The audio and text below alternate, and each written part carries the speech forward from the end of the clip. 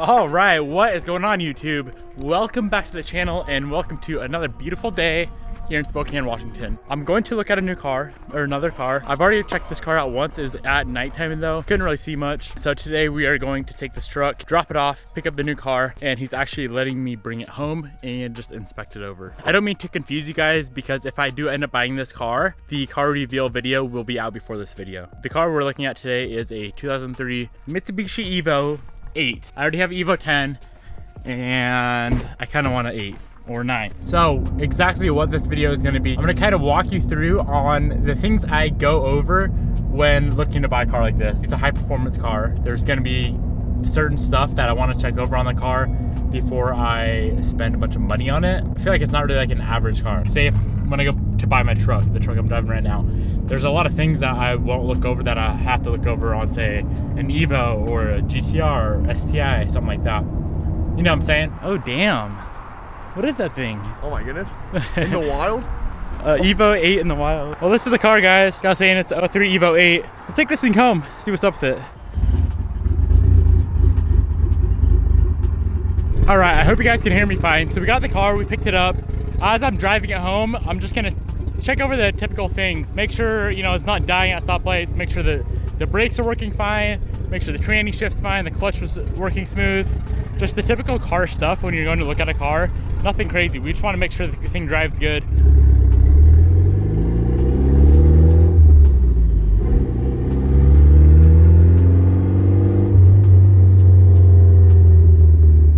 A few more things to check as we're driving. You know, make sure the horn works. If it's got cruise control, make sure the cruise control works. AC, all the lights, all the interior lights. You know, we can go outside when we get home, check all the blinkers, the headlights, taillights, all that good stuff. Overall, checking the condition of the interior. The car has gauges on it. Only one of them's working. So I believe the boost gauge works. AFR is not working. Oil pressure is not working. Check engine light is on, so I will scan that when I get home. I'm guessing it's something for the tune because the car does need a tune. It's just not a base map right now, so it definitely needs a tune. Now, as far as the motor stuff goes, obviously watch the temperature gauge. That should not really move much at all past half point. And if it does, you're gonna have cooling system issues, which could be motor related or radiator related. And then as you're driving, just look behind you. Make sure it's not blowing any blue smoke out. Black smoke's pretty normal for a high performance car. You know, especially this one here is pretty modified. Black smoke is normal, but blue smoke, you never want blue smoke. So as the car is cooling off, I'm just gonna go check over a few things. A few simple things. I'm gonna turn the lights along with the hazards. Yeah, so it looks like all that stuff works. I'm just gonna go around and check out the body of the car. Looks like there's some damage here. Probably from a more aggressive wheel setup at one point, so that'd have to get touched up. Some scratches, of course, that would all buff out, I would think. So I'd say overall, the body's probably like a 6 out of 10. It needs some work, but for being a 2003, you know, it's not terrible. Now let's go to the inside of the car. Seats, there are bride seats in it that are torn, the covers are torn. I could get those reupholstered or just find some OEM seats. I always like to check under the floor mat to make sure everything's fine there. There's a little bit of wear there, nothing too bad. Back of this car looks to be dirty, but overall in good condition. I think it would clean up really nice on the inside. Yeah, I think that interior would clean up, honestly, probably like a 9.5 out of 10. It would clean up really nice. These wheels are plasti dipped, so obviously I had to do something there. The brakes, it has new pads and rotors on it, I noticed, but the calipers themselves are disgusting. So I'd have to pull those off, recoat them. Now I think the most important thing to look out for on a high performance car like an Evo is, of course, everything under the hood. So the motor, the transmission, the transfer case, all that fun stuff. So here's the engine bay. It is absolutely disgusting right now. It definitely need to be cleaned up, but looking from the top, I don't see any serious leaks. Okay, we're gonna let this car cool down and bring it into the shop, check over the engine, check over the transmission and the bottom side of the car. And of course, always remember the basics. Make sure the car has a clean title, make sure it's got maintenance records, make sure it has low miles. If it's got higher miles, make sure there's a ton of new stuff on the car. I think the reason why this car is so dirty and not very well maintained, the owner just kind of got sick of it, I think. You know, it happens, you fall out of love with a car if it needs a lot of work. That thing needed, within the last 5,000 miles, it had a new motor, new tranny, new clutch, new brakes. So I think he really just got sick of dumping money into the car and kind of just let it go. The car does have a clean title, clean Carfax, no accidents whatsoever, and it's got pretty low miles for 03. It's at 120,000 miles. We got the car in the shop. I am gonna jack it all the way up and crawl under there. It looks like there's a pretty gnarly oil leak going on. And it looks like it's coming from either the transfer case or the tranny, not the motor. So that kind of worries me. Not sure what's going on there. And then as soon as we get that figured out, we are gonna do a compression test on the car. All right, let's crawl up under here, see what the heck is leaking so bad. Oh, wow. There is oil everywhere.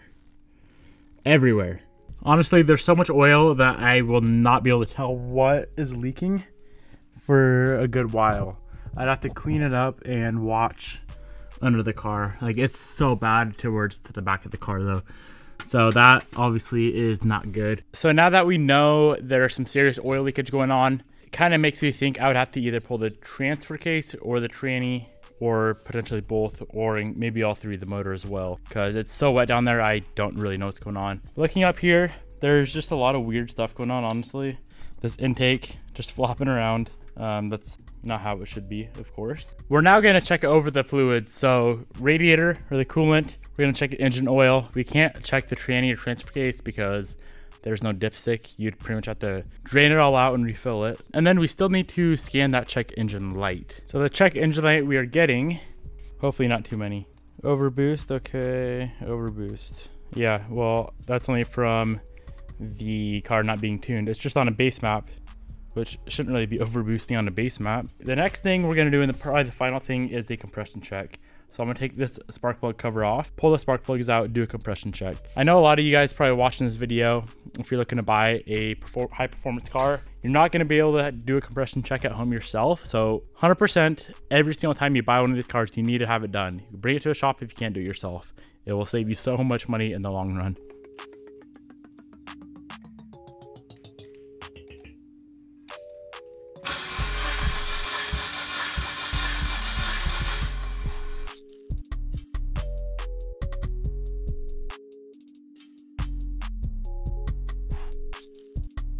All right, let's talk about this thing.